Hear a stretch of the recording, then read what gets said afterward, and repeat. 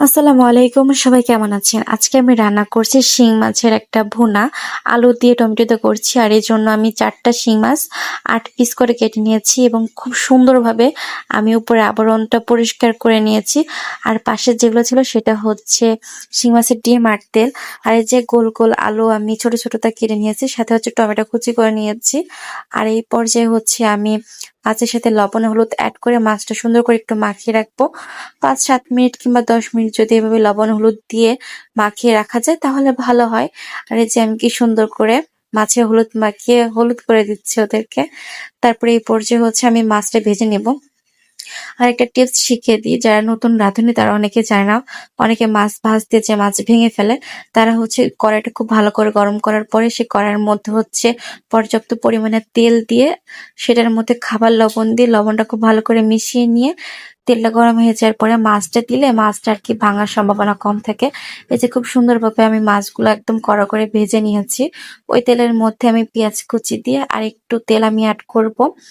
এই যে, আর আমার মাছ কিন্তু মাশাআল্লাহ একটাও ভেঙে যায়নি, সবগুলো আমি ঠিকঠাক ভাবে উঠাতে পেরেছি। অনেকে জানে বিষয়টা, আবার অনেকে জানে না। যারা জানে না তাদের জন্য আর কি বলে দিলাম। আর এই যে যখন পেঁয়াজটা ব্রাউন কালার হয়ে আসবে তখন এটার মধ্যে আমি রসুন বাটা অ্যাড করব, দিয়ে আর কি রসুনটা খুব ভালোভাবে আমি মিক্স করে নিব। আর এই যে যখন একটু ভাজা ভাজা হয়ে যাবে এটার মধ্যে আমি জিরে বাটা অ্যাড করব। জিরেটাও খুব ভালোভাবে বাকি মশলাগুলোর সাথে আমি ভেজে নিব যাতে করে কাঁচা গন্ধটা না থাকে। আর খাওয়ার সময় কাঁচা গন্ধ থাকলে কিন্তু কারোরই ভালো লাগে না। তাই জন্য যদি মশলাটা খুব সুন্দর করে ভেজে নেওয়া হয় তাহলে কাঁচা গন্ধটা থাকবে না। আর এই যে দেখতে দেখতে আমি লবণ হলুদের গুঁড়া মরিচের গুঁড়া দিয়ে আবার একটু কষিয়ে নিচ্ছিলাম ভালোভাবে।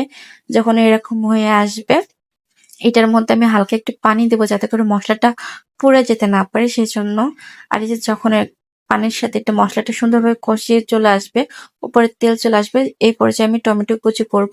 আর টমেটো আগে দেওয়ার কারণ হচ্ছে আমি টমেটোগুলো আস্ত রাখবো না, একদম যেন মশলার সাথে মিশে যায়। তাই জন্য আমি টমেটোর সাথে মশলাটা খুব ভালোভাবে আবার কষিয়ে নিব। কষিয়ে নেওয়ার পরে যখন তেলটা উপরের দিকে চলে আসবে এই পর্যায়ে আমি গোল গোল করে কেটে রাখা ছোট আলুতে দিব। আর এই আলুটা কিন্তু উত্তরবঙ্গের লোকেরা আর কি বেশি খায় বা বেশি পছন্দ বাকিদের তুলনায়। আর এই যে আলুর সাথে মশলাটা আমি খুব সুন্দর করে কষিয়ে নিব। তারপরে যখন তেলটা উঠে আসবে তারপর আমি অল্প একটু পানি দিয়ে এটা আবার ভালোভাবে কষিয়ে নেবো যাতে করে আলুটা সিদ্ধ হয়ে যায়। তারপরে এই যে কিছুক্ষণ সময়ের জন্য মানে 2 মিনিটের জন্য আর কি আমি সিদ্ধ করে নেব। 2 মিনিট পর উঠিয়ে দেখলাম পানিটা কিছুটা কমে এসেছে। আবার একটু নাড়াচাড়া করে দিতে হবে। নাড়াচাড়া না করলে কিন্তু তল থেকে এইটি পুড়ে যাওয়ার সম্ভাবনা থাকে, তাহলে কিন্তু আর ভালো লাগবে না। আর যে তারপরে যখন তেলটা উপরের দিকে উঠে আসবে আমাদের কিন্তু কষানো হয়ে গিয়েছে। এ পর্যায়ে হচ্ছে আমি ঝোলের পানি অ্যাড করে দিব।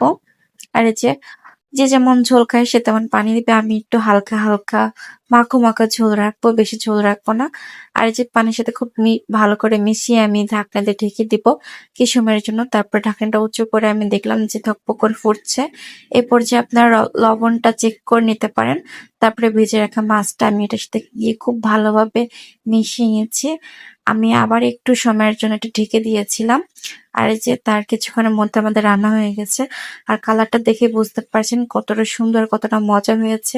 চাইলে বাসায় এভাবে একবার রান্না করে দেখতে পারেন, আশা করি ভালো লাগবে। সো ভিডিওটা আর বেশি লং করবো না, সবাই ভালো থাকবেন, সুস্থ থাকবেন, আল্লাহ হাফিজ।